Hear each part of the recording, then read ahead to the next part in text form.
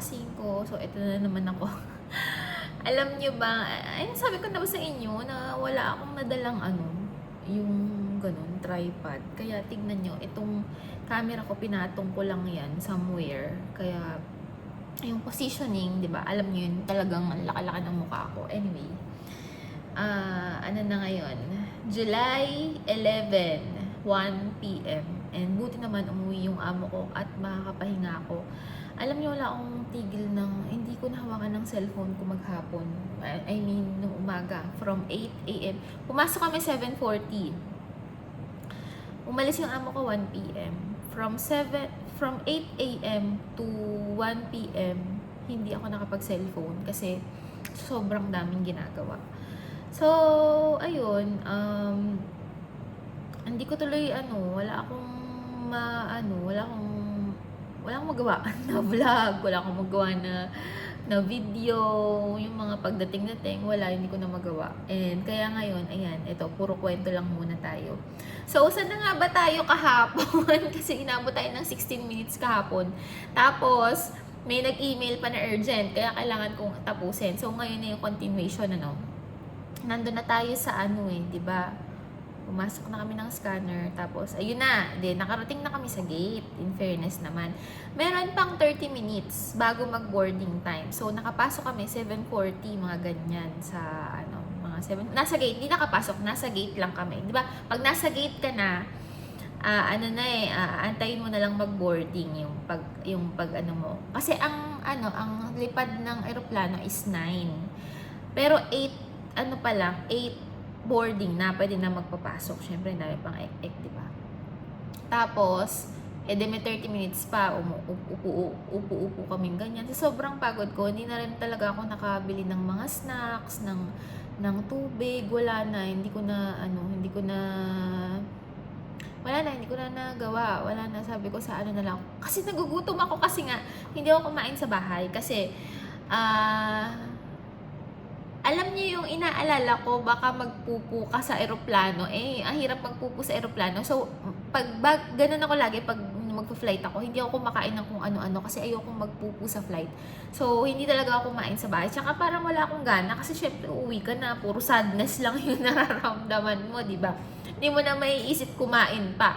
Ang naisip ko lang noon, kasi usually, ang nangyayari sa akin, kakain lang ako, di ba, pag aalis na ako, kakain lang ako kapag, yun na, pagkatapos ko ng immigration, uupo na ako ng Starbucks, or kung saan man, basta mga cafe, tapos, na lang yun, usually, ang aga ko lagi natatapos sa immigration, tapos parang, 2 hours pa bago ako mag-boarding, okay na ako. So, relax na lang talaga. Doon ako kumakain sa part na yun, kung ano man yung Pero ito talaga, wala na talagang time. Pero okay lang, as in yung pagod ko, feeling ko naman worth it. Kasi, nung nakaupo na kami doon, nagpapasalamat yung nanay sa akin. Sabi naman niya, tahimik lang akong ganyan. Maya-maya, dinadaldal niya ako. Sabi niya, uy, Aya, salamat. Ganyan. Basta puro salamat lang, ganyan. Sabi ko, uy, tapos kinukwento niya yung anak niya, yung nandito, yung kasama ko na hinahanap nga ako lagi. O parang, di ba nagpinas ako, nag-vacation ako, nag-chat sa kanya yung anak, yung nandito na anak, na nakikita daw ba ako, ganyan. Sabi ko kasi, busy ako, kaya hindi na ako nakapunta dun sa inyo. Sabi ko, ganyan. Tapos yan, dinadaldal lang niya ako, kinukwentuhan niya ako, tapos thank you siya ng thank you, ganyan. Sabi ko rin sa kanya, thank you din, kasi masaya ako ngayon. Sabi ko, kahit napagod ako, masaya ako. Sabi ko, na kasama ko kayo, naaaliw ako, may kasama ako sa flight ko, first time to, sabi kong ganyan. So, nag-thank youhan naman kaming ganyan. So, masaya na kami, di ba? Okay na eh. Di maya-maya, di tinatanong na ako ng mga bata, anong oras ba? Ganyan. Sabi ko, di nagtatayuan na kasi parang okay. Sabi ko, wait lang, huwag kayong tumayo kasi pa tayo? Di ba may zone yon, yung una muna kasing papatayuin talaga mga business class. And then, nung tumatayo, sabi ko, wait lang, wag muna kayong tumayo. Ano pa tayo? Mamaya pa tayo. Kapag tinawag na yung zone 4, sabi ko sa kanila, doon lang tayo tatayo. Then, nakinig naman. In fairness naman, behave naman sila sa akin. In fairness naman sa mga bata, nahihiya sila sa akin. May respect sila sa akin. Isang sabi ko lang, susunod sila. In fairness talaga, kung ano yung sabihin ko, ginagawa nila. Pag sinabi kong umupo, umupo. Ganon. Kasi malaking tulong sa akin yun, di ba? Parang wala ka nang iintindihan. Pag sinabi kong, oh, may CR doon, mag-CR na kayo bago pumasok. Yung iba sabihin, dito sila na si CR. Minsan sabihin ko, oh, wag kayong aalis kasi konti na lang, tatawagin na tayo. Ganon. Susunod sila. Ganon. So, thankful ako sa mga bata kasi nakikinig sila sa akin. Nahihiya sila sa akin. Sabihin nga nung iba, makinig kayo kay yung isa kasi may sabi niya, makinig kayo kay Ate Aya, ganun, gumanon lang yung isa. So, very good sila, yung mga bata. As yun ako masabi. Ngayon, anong nangyari? Una muna tinawag mga business class and then zone 1, zone 2, mga ganyan. And then kami na, zone 4 na ayun na, pumunta na kami. Diyos ko, akala ko tapos na lahat. Ayun nga, last kami yung last, tapos naharang kami. Kasi nga dahil dun sa mga malalaki yung baggage nila, yung mga hand carry nila, ganyan. Ngayon, hindi ko naman napansin yun yung nasa scanner na malaki. Kasi, hindi ko talaga napansin. Kasi, dami ko na iniisip eh. Parang hindi ko na yun na-mind na parang masyado pala tong malaki, ganyan. Hindi ko na talaga napapansin lahat yun. So, tsaka nakalabas kami ng scanner eh. So, alam mo yun, parang hinarang kami, sabi masyado daw mabigat. Kasi, sabi ni Miss Ethiopia, yung nagbigay sa amin ng boarding pass, hindi niya daw nakita yung mga yun, yung mga bag na yun. Sinabi ko na nga sa kanila yun na, naipakita na ba lahat ng bag, ganyan, umuo naman sila, ganyan. Yung pala, hindi nakita yung ilang bag. Alam niyo yung pang, yung bag na pang school, yung pang school na parang box na malaki. Dalawang ganun kasi yung yung malaki talaga. Tapos yung iba doon mga overnut din talaga. Ilan yung maleta nila, parang tag-iisa sila. Tapos ang nangyayari pa mga bata kasi. So pag nakita ng ng authority doon na parang ang liit-liit, tas ang daming dala ng bata, syempre mako-question yun naiintindihan ko naman yung part nila kasi syempre may mga rules and regulations sila. So, ayun, doon na naman nangyari ang mga eksena na talagang nagtagal din kami. Siguro almost 1 hour din kami doon.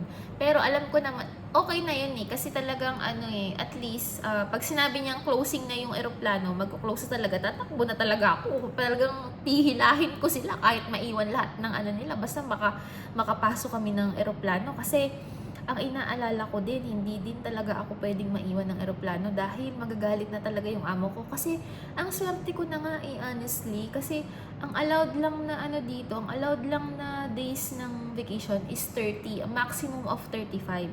Ang binigay sa akin 48. Kasi syempre may mga considerations siguro kasi syempre ang dami kong work, sobrang dami kong work and consideration na lang din yung mga ganun ba, yung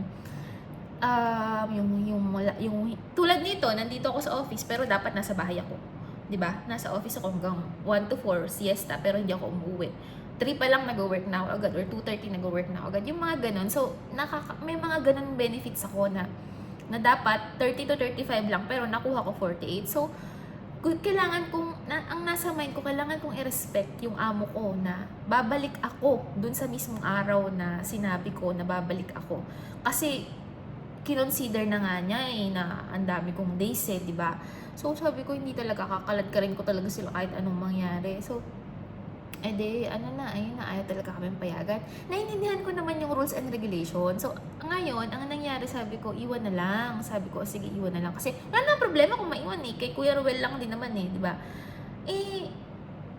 Hindi okay sa nanay. So, naiyak yung nanay. Tapos, hindi ko siya mapatahan. Hindi ko talaga siya mapatahan. Pinapakalma ko siya. Hindi ko siya mapakalma. Tapos sabi niya, nakikiusap siya sa akin. Talagang, binabanggit niya yung pangalan ko. Tapos nakikiusap, sabi ko, ang ginawa ko, tinanong ko, sabi ko dun sa mga officer, ma'am, ano po bang dapat gawin? Sabi kong ganyan. Ano po ba yung pwedeng mangyari? Or ano po ba yung, paka-explain sa akin kako. So, thank you pala sa mga yung mga nag-assist sa akin sa Ethiopia, yung bago mag-boarding. Pati yung supervisor nila, in-assist na ako. Ang bait ng supervisor, actually. sabi niya kung babayaran mo yan, sabi niya, $900 yan. Sabi niya ganun. Sabi ko, wala akong $900. Sabi ko ganyan din sa nanay. Sabi niya, meron ako. Sabi niya ganun. Sabi ko, $900. Sabi ko, ano bang laman yan? Siyempre, iniisip ko, magbabayad ka ng $900. Pero yung laman, baka lang naman, di ba? Baka naman pwedeng bilhin na doon. Or, halimbawa, yung worth ng isang, ng isang bag is like, halimbawa, 3K lang, di ba? Kasi puro mga damit eh. Puro mga damit. Yung mga laman. Tinanong ko ano man laman nun eh. Ngayon, ayaw talaga niya. Lahat na pinakausap, sabi niya, ma'am, sabi ko, na ako. Kasi sabi naman niya, willing siyang bayaran yung in dollar nga lang kasi wala kaming peso. Sabi ko, ma'am, mabayad daw po siya. Sabi niya, okay lang naman po magbayad, ma'am. Kaya lang po, sarado na po yung cash counter sa second floor. Tapos aalis na po tayo, ganyan. Sabi ko, wala na talagang choice. Ako kahit babayaran mo yan, wala na, sarado na, wala na. Sabi kong ganyan. Ngayon, iyak siya ng iyak. Parang, siguro naawa sa kanya yung mga nandun, papayagan na. Parang sinasabi niya sa amin, sige ma'am, ganito na lang, ganyan. Tinutulungan nila kami kung paano. Pero, sabi niya, dapat ikaw magdalan to. May naisip ako, bigla akong may naisip na parang, sandali lang, sabi kong ganyan. Ma'am, sabi ko, kapag po ba yan, dala-dala namin papalusutin kami sa Addis. Sabi niya, ayan nga po ma'am, sabi niya, kasi iba na yung sa Addis, sabi niya ganun. Ngayon, kapag hindi kayo pinayagan, dun nyo yan iiwan, sabi niya ganun. Sabi ko, nako, wag na, sabi kong ganyan, wag na, sabi ko, ang ginawa ko, kinausap ko yung nanay, sabi ko, kailangan iwan talaga tong dalawang to. Kasi kapag hindi mo yan iniwan, sabi ko, doon yan sa Addis makukuha. Kapag sa Addis yan nakuha, basura na yan. Sabi ko, at least dito, pag dito natin iniwan, kasi nakikinig sa akin lahat sila nakikinig lahat yung buong pamilya. Pag dito mo yan iniwan, safe yan, kukunin yan ni Kuya Ruel, okay, makukuha natin yan. Safe yan dito. Pag ngayon, sige, madadala natin from here. Pero pagdating sa Addis, meron na naman doon, papasok tayo sa bagong aeroplano. Paano pag hindi yan kapag hindi yan sabi ko, hindi tinanggap, iiwan natin yan doon. And pag iniwan natin yan doon, wala nang way para makuha natin yan. Gagawin na yung basura. So, sabi ko, kailangan iwan na natin yan dito. Sinabi ko na talaga sa kanya. So, umiyak siya. Pero naintindihan ako ng mga bata. So, tinulungan ako ng mga bata na pakalmahin siya. Parang sabi niya, sige, sabi ng mga bata, sige na, Ate Aya, iwan na yan, ganyan. Sabi ko, so, okay na, ganyan. Sabi ko, tara na, wala na, lilipad na, kailangan na, iniwan ko talaga, tapos, iniwan ko lang yung contact number ni Kuya Ruel, talagang, pinaiwan ko na talaga, ako na talaga nag-decide na iwan na, kasi talaga, promise, kahit pag pinilit niya yun, nakunin, may na yun, sayang naman, di ba, kung ano man laman nun, kasi iniisip ko din kung ano yung laman ng bag, baka ako may mga mahal na gamit, syempre, di ba, maraming nagpapadala sa kanila, so, sabi ko, sige, iwan na, sabi ko, kasi madali na lang yun. Madali na lang. Pag Kuya Ruel yun, madali na lang gawa ng paraan yung mga ganung bagay, di ba? Kaysa maging basura pa sa Addis. So, ayun na, umiiyak siya. Tapos, sabi ko na lang sa mga bata, kasi hindi ko siya mapatahan Sabi ko, tara na, sabi ko ganyan, yun na. Umiiyak siya. So, buti naman, umukay na, sabi ko. Pero binulungan ko siya, sabi ko, huwag kang mag-alala. Sabi ko, may mga babalik. Sabi ko, makukuha natin yan. Sabi ko, huwag kang mag-alala. Tara na, kakang ganyan. Pagdating tinuro ko na. Pagdating dun sa may aeroplano, kami na yung last. Kami na lang yung inaantay. Kami na yung last na umupo. Inassist ko sila kung saan yung mga upuan nila bago ako umupo sa upuan ko. So, pinaupo ko muna silang lahat bago ako umupo sa akin. Tapos, buti na lang wala masyadong tao. Medyo may mga baka-bakante. So, ang free kong nakagalaw-galaw. Kasi, nilalagay namin yung mga gamit nila dun sa, di ba? Dun sa overhead bin. Tapos, ang bigat pa, ganyan. Pero, nung nakaupo na sila, okay na ako. Diyos ko, sabi ko, saya-saya, parang nabunutan na ako ng neck kasi nakalampas na sa first stage, di ba? So, ayan, maya-maya, umupo na. Kasi ang seat nila 25. Lahat sila 25. Magkakatabi sila. Ako 28. So, nakikita ko sila. Parang gaganon lang ako. Kita ko na silang lahat. Kita ko kung anong ginagawa nila lahat. So, kampante ako kung mag-CR man sila or what, kung anong mangyayari. Tsaka alam ko, sinabi ko sa kanila, nandun ako sa 28, kung may kailangan kayo, puntahan niyo ako, sabi kong ganyan. So, maya-maya, yun na, preparing na, ganyan. Maya-maya, tumayo yung nanay, sabi niya, pinakita niya sa akin yung pera niya na dollar, sabi niya, may ba pa? Sabi ko, oo nga, may pambayad ka nga, kaya lang sarado na nga. Sabi ko, wag ka mag-alala, wag mo na munang isipin yun, ka na, kumalma ka na, sabi ko. Tapos, bumalik na siya sa upuan ulit niya. Bumalik naman siya sa upuan niya. Tapos, ayun, sabi ko, kapag kakain na, kumain ka muna mamaya, sabi ko ganyan. So, ayun, kumalma naman siya, and happy ako, I'm so happy na naging okay siya. Kasi inaalala ko din talaga siya. Kasi nga syempre, umiyak eh. 'Di ba? Parang, hindi ko alam kung ano nararamdaman niya, kung mabigat ba loob niya. So, iniintindi ko siya. Pero, I'm happy naman na umokay siya during the whole flight. So, edi na, okay na. 1.5 hour, pumunta na ng Hong Kong. 'Di ba? Pero pagdating sa Hong Kong, maglalaman. Kasi ang daming bakante. So, alam ko talaga mapupuno yun pagdating ng Hong Kong. And totoo, napuno nga talaga pagdating ng Hong Kong. Ngayon, nung pagdating ng Hong Kong, lahat may mga lumalabas, Pero tinatanong ako, parang sumenya sila bibigyan sa akin, nung mga bata. Sumenya, sabi niya, aalis na ba? Sabi ko, hindi bababa. Sabi ko, hindi bababa. Kasi yung may mga tumatayo na yun yung mga tumatayo kasi ang journey nila is to Hong Kong. So hindi bababa.